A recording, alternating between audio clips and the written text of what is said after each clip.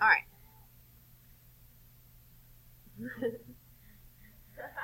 All right. So on that first slide that you see, it gives you the definition of an ellipse. An ellipse is the set of all points in the plane, the sum of whose distances from two fixed points is constant. Okay?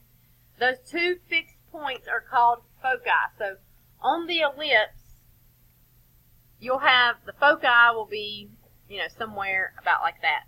These one alone would be the focus, but you always have two of them in an ellipse, so these here are your foci. Okay. The midpoint of the line segment between the foci is called the center. So right here you would have the center.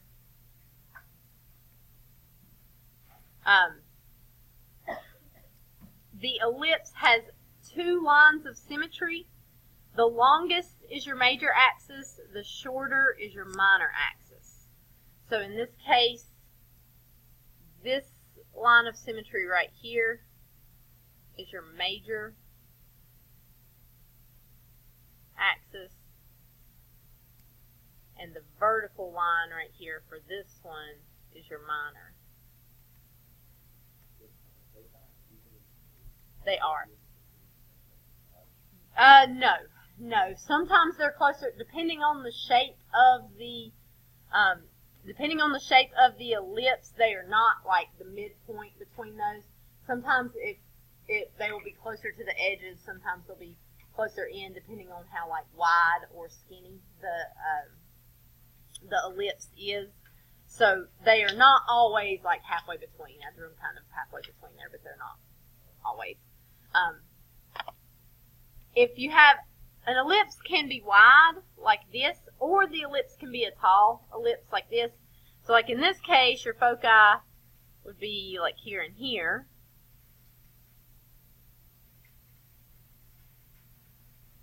Your center, of course, would be halfway between that. And in this case, your major axis would be vertical.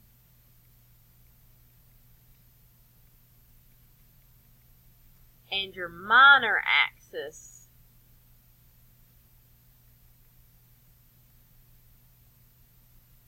would be horizontal.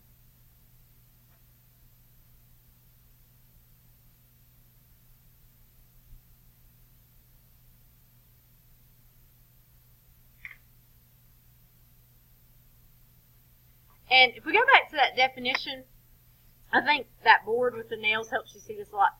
An ellipse is a set of all points in the plane the sum of whose distances from two fixed points is constant. So if we look at this, here are two fixed points, right?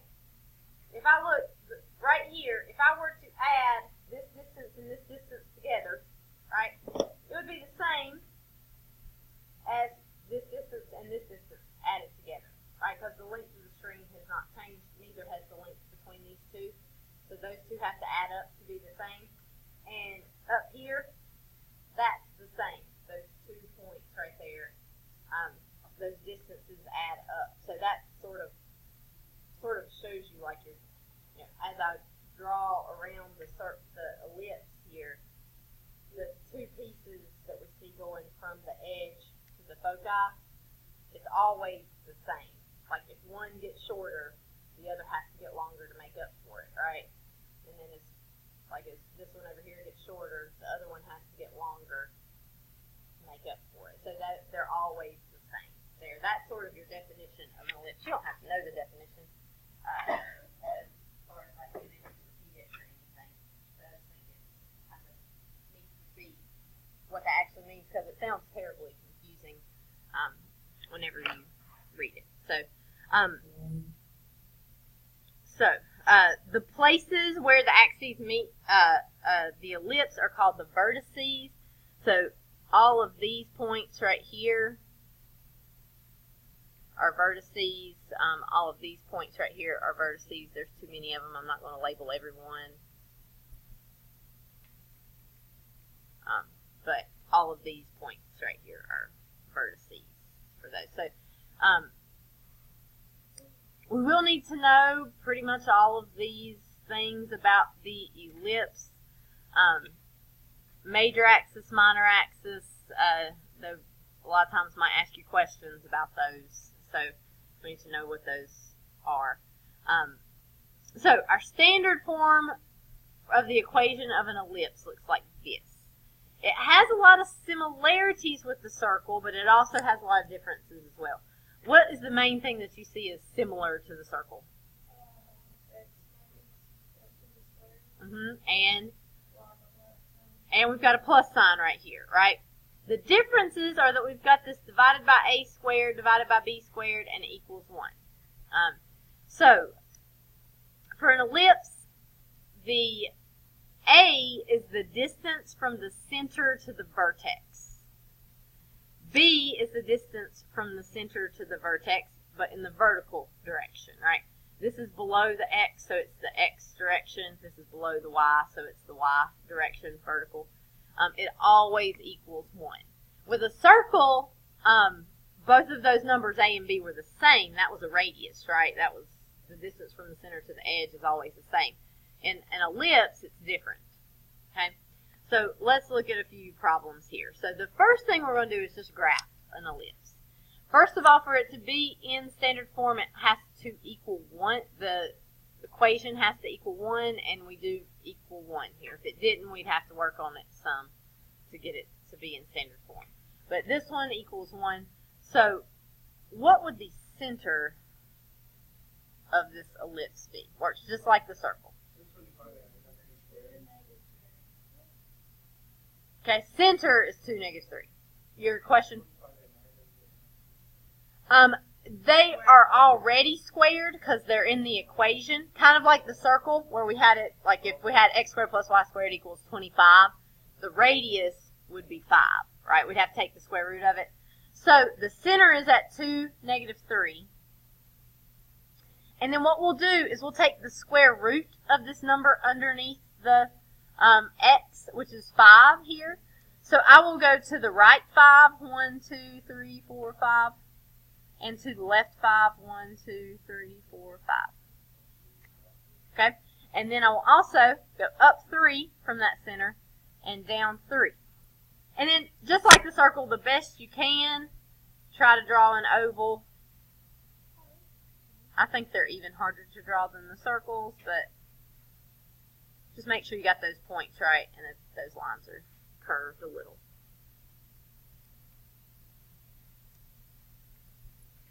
And so if we graph this, this is the graph of an ellipse. Mine kind of does too.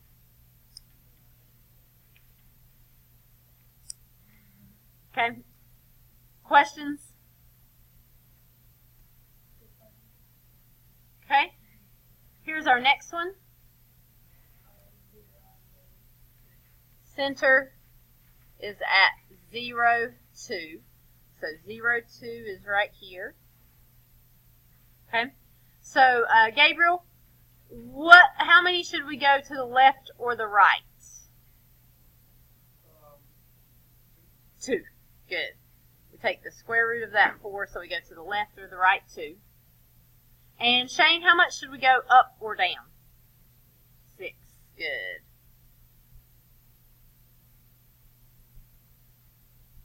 And then this makes this tall, skinny ellipse.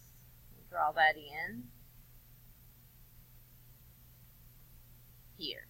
So you can see you can change what type of an ellipse you have just by changing those numbers to make it taller and skinnier, shorter and fatter. You can move the center around for these. So basically you can come up with any oval that you could ever possibly need. I think so. Okay. Any questions on that? Okay, we will have some where we've got to take the ellipse and write the equation. So in this case, I always like to start from the center. So Katie, go ahead. X squared plus y minus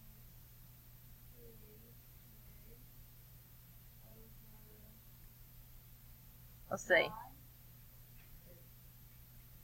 Oh, which one are you on? Okay, I went over. Okay.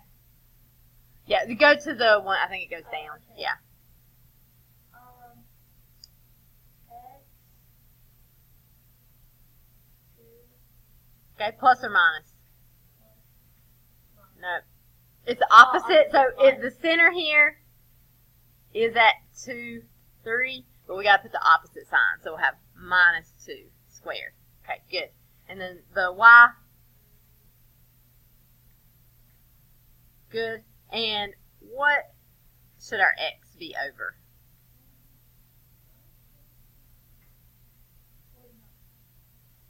I think that's right. Yeah. 49, because this is, the length here is 7. We square it. And then the other one should be 16. And what does it always equal? 1. Yeah, I thought you were really off there for a while. Okay, questions?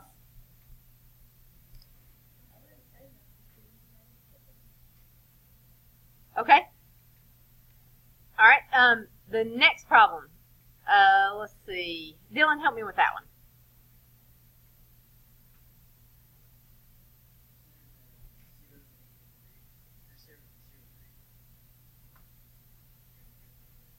X coordinate comes first. So, -3, 0. So then in our equation, what will that look like? Good. Right.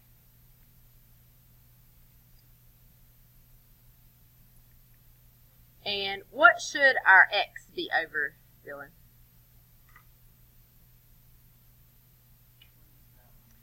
X is going to be horizontal. So the distance from the center to that vertex is 3. We square it, we get 9. Very good. What about for our y? 49.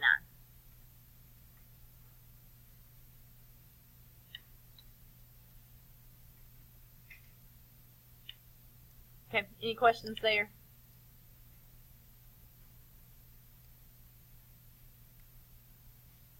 All right. Okay, so we sometimes need to find the foci. And you need to find the foci because I'm very concerned that they're going to ask you for the foci on the final exam. Also, you might want to make a nice yard sign one day that has an oval in it. I'm sure there's other way. There really are. I almost wish that pre-calculus would be a year-long class because we have to rush through way too much. But there are a lot of things where this stuff applies. Like whenever you have mirrors inside of telescopes, they have hyperbolic and parabolic things to them. Whenever Brendan Spencer came this morning and talked to my calculus class. He's in engineering school at UNC Charlotte. I'm doing their automotive engineering sort of program that they have, motorsports program.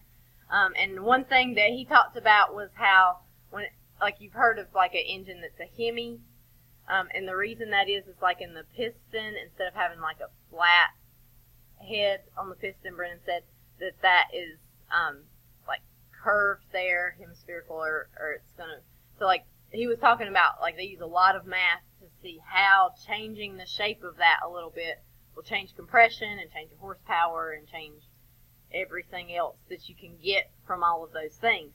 So yeah, it was pretty cool, this stuff he was talking about that they do. So you would have to know things about equations like this to be able to be on that engineering end of it. If you're just working on your car, you're probably not sitting down working out an equation. But if you're designing the car, or if you're working for BMW and trying to they want 50 more horsepower out of this engine for their next year's model, then you got to do all this research to see how you can get it. They use a lot of math modeling and stuff. Brendan was telling us about some of that cool stuff that they do in their program. So it was really neat. If you're interested in anything like that, you should talk to Brendan. He would have a lot to tell you about it. So, but this sort of stuff could be applied there. we don't have a lot of time to do a lot of that application stuff because it could get really in depth. So I hate that we don't have time for that, but know that there can be a purpose for this. So much of pre-calculus you got to learn so you can do the next step where it actually is applied. So I wish that we had time to do more. But to find your foci, you're going to plug your A and B values into this formula. So, like in this particular case, that would mean C squared would equal the absolute value of 25 minus 9. Right. Notice I'm not squaring the 25 and 9 when I put this in here because the A is like that 5 right there that was squared for the equation. And so, in this case, this works out nicely because 5 minus 9 is 16. Right, so C equals 6, or C squared equals 16. So your C in this case would be plus or minus 4. So what that means is you're going to take your center and you add or subtract that value to or from the variable on the major axis. So I like to sort of draw this out to see what that looks like. So basically you've just found what's called the focal length or the focal width. Sometimes, depending on whether it's vertical or horizontal, they'll call it different things. But this 4 right here is how far the foci are from the center. Right? So if I were to graph this, right, I would have a center at 2, negative 3. So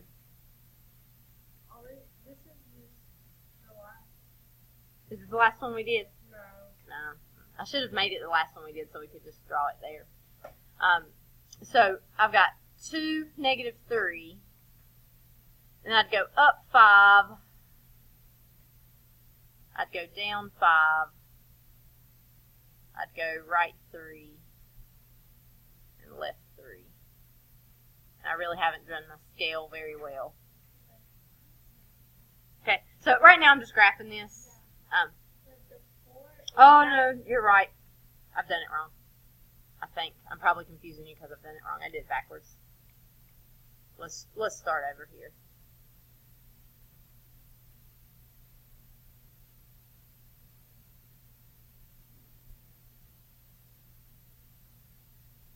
So, 2, negative 3. And then I should go right 5 and left 5. I was doing that wrong. 3, 4, 5. And left 5. And then I should go up 3 and down 3. And get something like this. You don't have to graph it, but it helps me to graph it. You don't have to graph it perfectly either if you just want like an idea. Yes.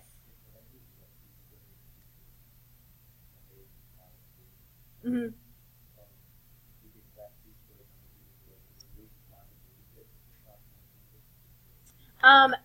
If it's not a whole number, and I think we'll see one here in a minute, you would just put like a plus or minus with that square root for your answer. Or, yeah. Right, yeah. So, here the foci are going to be 4 away from the center, but always on the major axis. So in this one's wider than it is tall, so the major axis is that horizontal. So that means I would go to the right 4 from the center, 1, 2, 3, 4, right here, and then I'd go 1, 2, 3, 4, right here. So the coordinates of those points, if I'm thinking about it, what did I change? The x-coordinate of the center or the y-coordinate of the center? X, right? So my foci, the y doesn't change from the center. The y is still negative 3. So my foci would be at, when I go to the right 4, I'm adding 4 to that 2 right there, so I get 6, negative 3. And my other one, I'd start with 2 and I'd go to the left 4, So that'd give me negative 2, negative 3. It helps me to graph it to know which one to change, the x or the y. You don't have to graph it because I would know major axis is going to be the horizontal axis there because 25 is bigger than 9. And then I could do it without graphing it there, but I kind of like to graph it. I just added 4 to the x to get this one, and then I went back to the center, subtracted 4 from the x to get the other one. Now that one worked out nicely because you've got whole numbers to deal with. That doesn't always happen. So let's look at, we want to find the center and the foci for these ellipses. So like if we look at example 1, let's see, Brian, what is the center for number 1? Negative 4 and 10. Perfect. Okay. Then we've got to find that c value. So c squared is going to equal 121 minus 81. So c squared equals 40. And we square root both sides. So this time c equals plus or minus the square root of 40. So you could get a decimal. If you needed a decimal because you needed to like know actual numbers for this, you could get a decimal and add and subtract. But if you don't need a decimal, you're more likely going to see, like on a test, you're going to see just left with the square root of 40. So first of all, which one is my major axis, the horizontal or the vertical? Horizontal, because 121 is bigger than 81, right? So if the horizontal axis is my major axis, which variable, which coordinate do I change, the x or the y? The x, right? So the way I can write my foci for this is I can write it like this, negative 4 plus or minus the square root of 40. 10. They might break down that square root of 40 into 2 square root of 10. It's okay with me if you leave it. Now we could have written those separately. We could have done negative 4 plus the square root of 40, 10, and negative 4 minus the square root of 40, 10. But because it's not whole numbers, it's probably just easier to write it with that plus or minus there. And it, like, whenever I found the foci for my yard sign, I knew the letter needed to be, 3.5 feet tall. I knew it needed to be 2 feet wide so that it would look right. So I made this a 4. I made this a 2. Or actually, it was probably opposite because the Y. I made this a 2. I made this a 4. I found my focal length. I knew where the center was supposed to be. I could tell how far those nails had to be apart for me to draw the oval that I was looking for. So it can be used if you've got like a specific thing in mind there. So for the second one, let's look at it.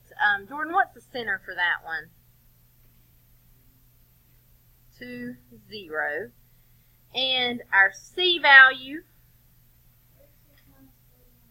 okay, we're going to do 36 minus 49. And the reason they have those absolute value bars there is because when we do this, we get what, negative 13. But you want to use the positive because if you square it both sides, you can't square it a negative. So we're going to have C equals plus or minus the square root of 13. All right, which axis is the major axis here? Is it horizontal or vertical? It's Y, right? And so if Y is major axis, Y changes to find the foci, right? We're going to start at 0. We're going to go up square root of 13 and down square root of 13. So my foci for this would be at 2 plus or minus the square root of 13. You can put 0 out there, but because it's 0, it doesn't make a difference. If it was any other number, it would have to be out there.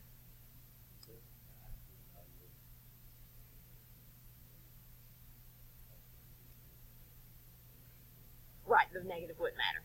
And that's the reason that formula has that absolute value in it. Okay. Questions?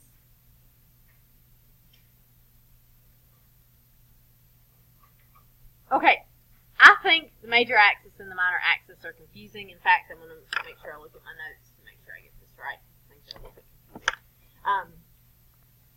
They're not difficult. I just think they're confusing.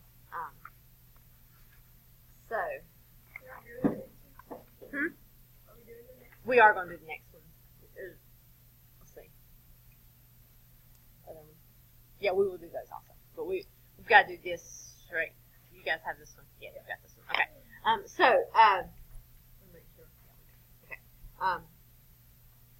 So whenever we are doing the major axis and the minor axis, whenever we are looking for this, it's a little bit confusing. X equals H. Is that vertical or horizontal? Like if H is a number here, right? X equals H. Is that a vertical line or a horizontal line? It is vertical. Because when we graph something, if we have a line like X equals 3, that means we're going to graph all the points that have an X coordinate of 3. So like 3, 0, 3, 1, 3, 5, 3, negative 2, right? All of those points that have an X coordinate of 3 line up in a vertical line right there. So it's that's why I think this is confusing, because X equals H is a vertical major axis. Y equals K is horizontal.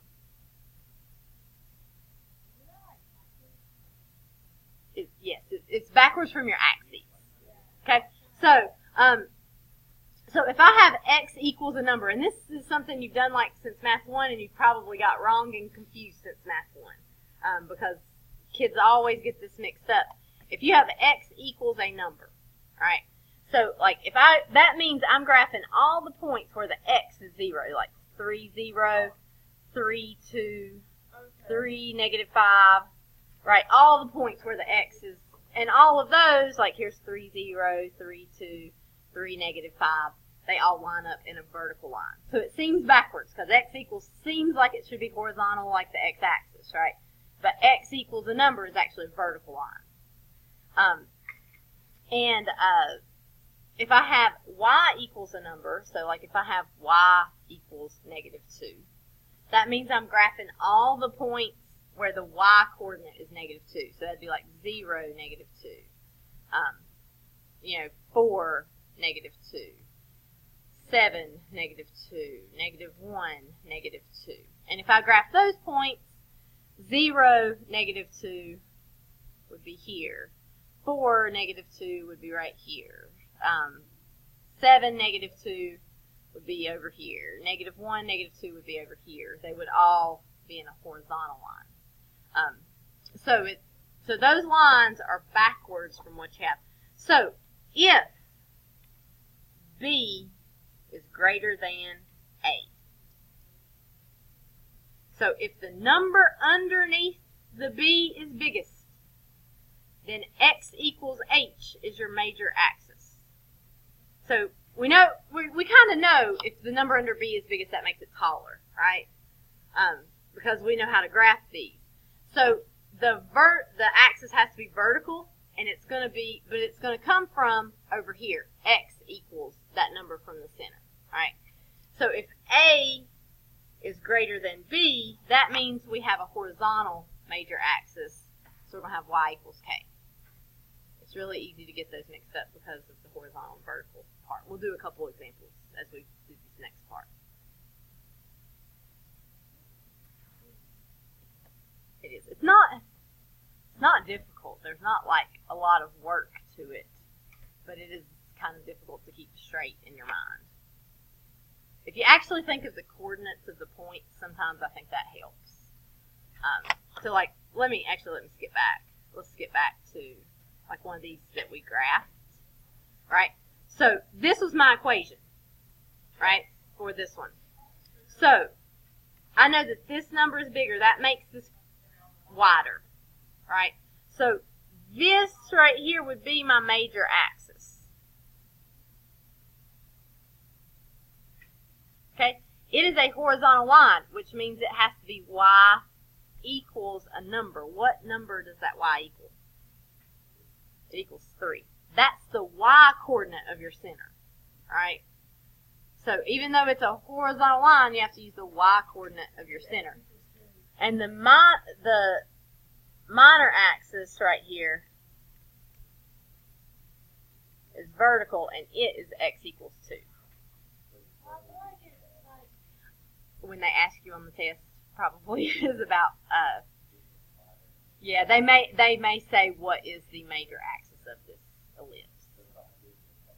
Not really, no. It would just tell you where it lines up. If you got the center and you're graphing it, it's kind of inherent. You kind of like know what it is. It's much easier to see from the graph. Yeah, when you're doing it from the equation, it gets kind of confusing. So just because you're not looking at it. So if you need to, graph the ellipse, and that will help you some for those. Okay, so let's see. Okay, so this problem, I'm going to skip for right now because I'm afraid we're going to run out of time. That asks you to find everything. We might come back to it, we might not. Let's do this next one. Because this one is like the circle problems that you were doing the other day where it's not in standard form. Okay? And when I look at this, I know that it is not a circle because I've got a 4x squared and a 9y squared. And when I have different coefficients, then it is not a circle because I can't divide through by everything. Like I can't divide through by 4 or divide through by 9 and get rid of both of those, right?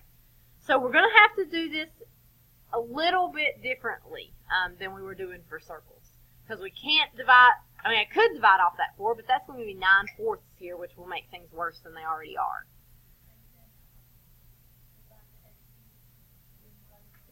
Okay, we're gonna do that. We kind of like group them and then separate them out, but we can't divide it off completely. So let me show you what it'll look like here. We'll have 4x squared minus 40x. Those two go together. And then we'll have plus 9y squared plus 36y. Those two go together. And then it'll equal negative 100.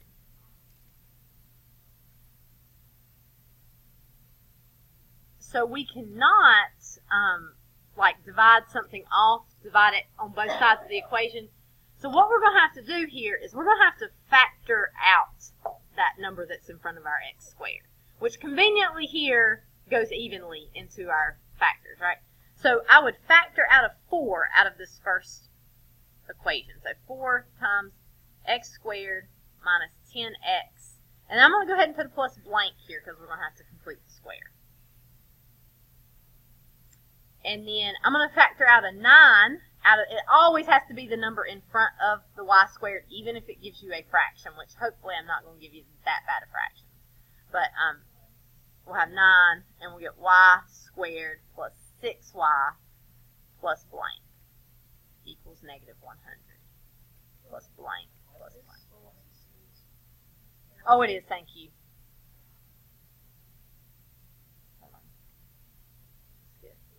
I have an eraser that's not. I'm just going to mark this out because the giant eraser will erase all my work here. Can't switch to the normal here. Okay. All right. So, are we okay here? So instead of dividing it off at the beginning, we have to group them and we factor them out separately. We can't get rid of them. We have to keep them there. All right. So we're going to complete the square almost like normal, but there is a catch. Okay. So I will have x here. What number should go right here in the parentheses? 5. So I have minus 5. That'll be squared. What number will I add in this blank? 25. Now, here's the catch. I want to keep this 4 out front. Whenever I add 25 right here, I'm not actually adding 25 to both sides. Because I've got this 4 out here that I factored out, right? So really, if I distributed that 4 back, what number would I be adding? 100. So whenever you have factored a number out like we just did there, you have to multiply this number we added by the number out here So we add 100 over here instead of 25. As you can guess, the biggest mistake kids make on this is they add 25 over to the other side instead of 100. It's really easy to forget that. With circles, we don't have to do it because with circles, we didn't have a number out front, right? It was just a 1 there, so it didn't do anything differently. We do keep the 4 right here. And then we'll have our 9. We'll have y. Here we're going to divide that 4 by 2, which will give us 2. And then we will square it to get this number here, which will be 4. But we can't just add 4 to the other side. It's going to be 36. So it equals 36. Now we are almost there now.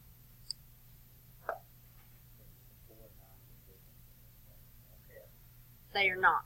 Well, they kind of are in this case, but they don't, like, the 4 doesn't go under here and the 9 doesn't go under here. So what does an ellipse always have to equal? 1. What do I need to divide 36 by so that it will equal 1? 36. So I'm going to divide this by 36, which means I've got to divide this by 36 and this by 36. Okay. What does 4, I need to reduce 4 and 36. It'd be 1 over 9. So I'd have x minus 5 squared over 9.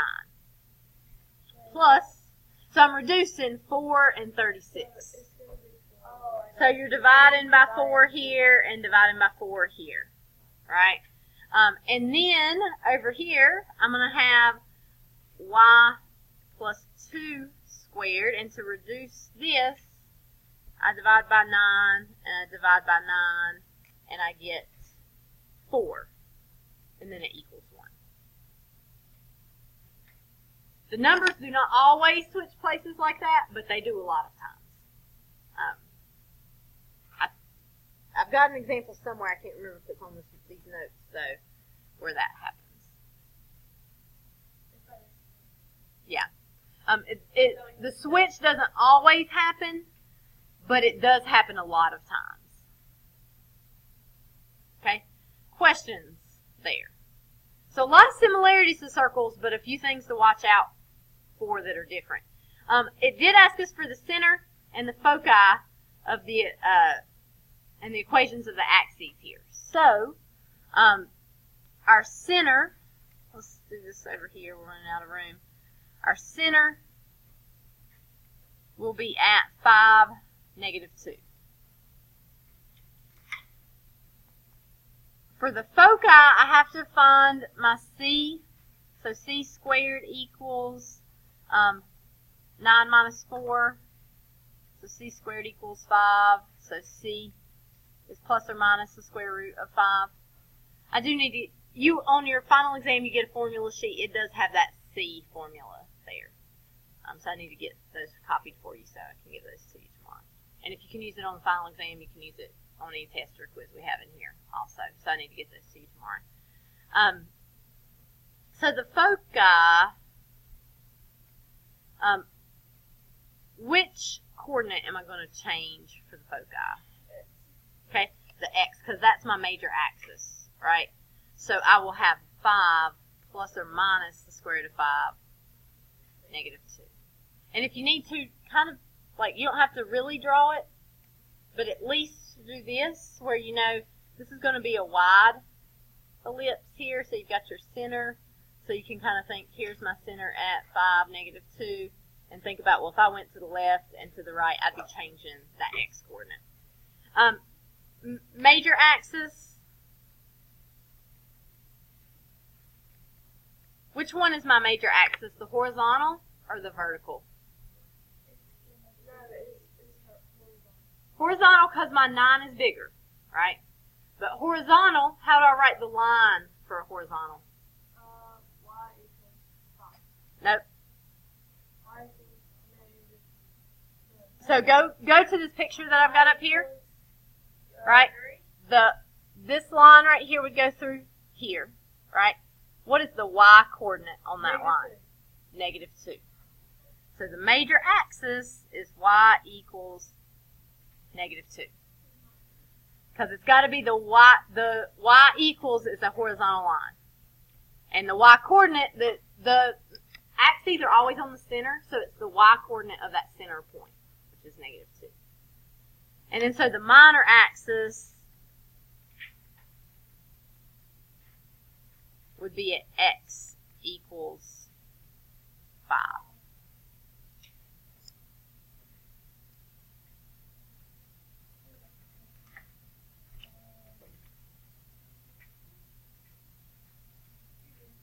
Okay? Alright, let's do this one last one. I don't know if we'll have time to do the whole thing, but let's at least get it put in standard form. So I'm going to group here 25x squared plus 100x plus 9y squared minus 18y equals 116. What can I factor out of the first group? 25. So I'll get x squared plus 4x plus blank. What do I factor out of the second?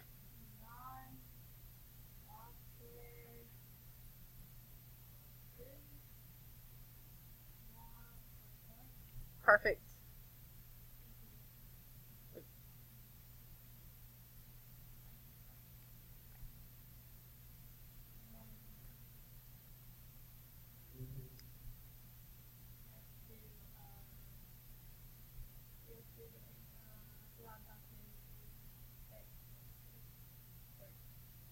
Okay. Perfect. We got to remember to multiply it by that 25 that's out front, so it's 100.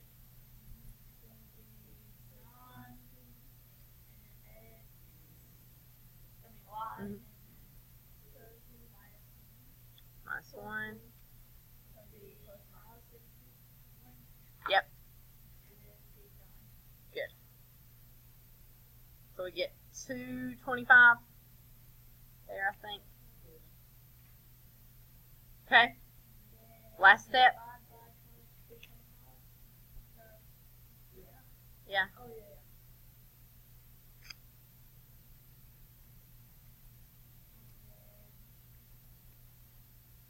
And then you'll reduce, so we could divide these. So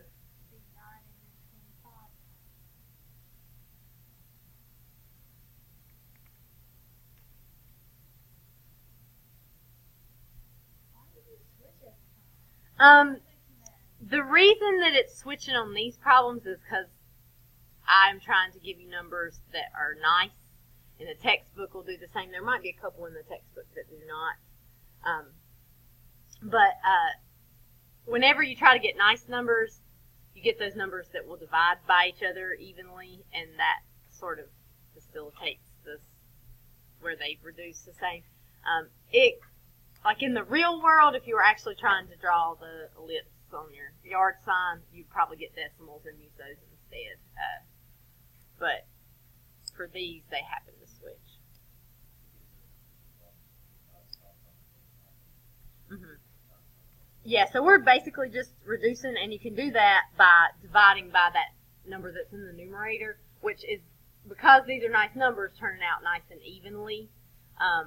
With other problems, it might turn out where it's not an even number there. And I don't really want to do foci and ellipse and center and stuff. Let's do major and minor axis on that because I think it's confusing. All right, is this tall or wide? Tall. Okay, and the center is at -2, +1. So major axis. Okay, major axis is that vertical. Is that x equals or y equals when we have a vertical line? Y. No, x. X equals. It's backwards from what you think it should be. All right. So it's x equals. So what does x equal? No. What's your x coordinate?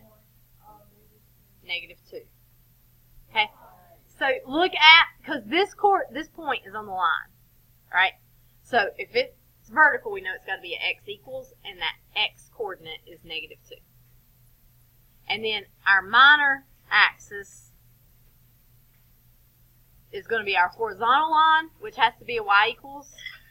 And what does the y equal? What does the y coordinate equal? It equals 1. Okay. So homework. What does it say on the end? Let me look at that, Mike. I might cut it down a little bit.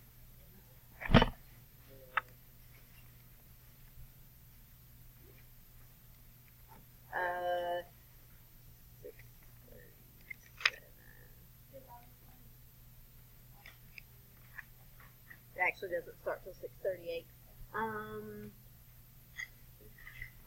Let's see.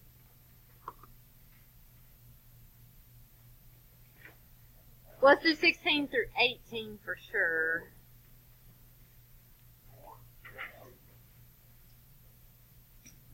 Then I want you to, let's do 16 through 18. And then let's do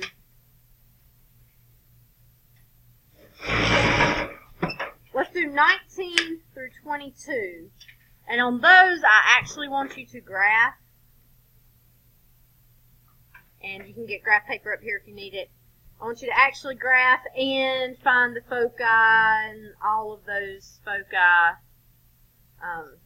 You don't have to find vertices. Vertices are just those points that you're going to graph. You don't have to write them down. You'll find them when you graph. Foci, center. And it doesn't say it, but let's find the axes as well. So on those, they're already in standard form. I want you to graph, find the foci, center, and the axes. I want you to do 23 through 29 odd. But on those, I just put in standard form. So you only need to have graphs for 19 through 22.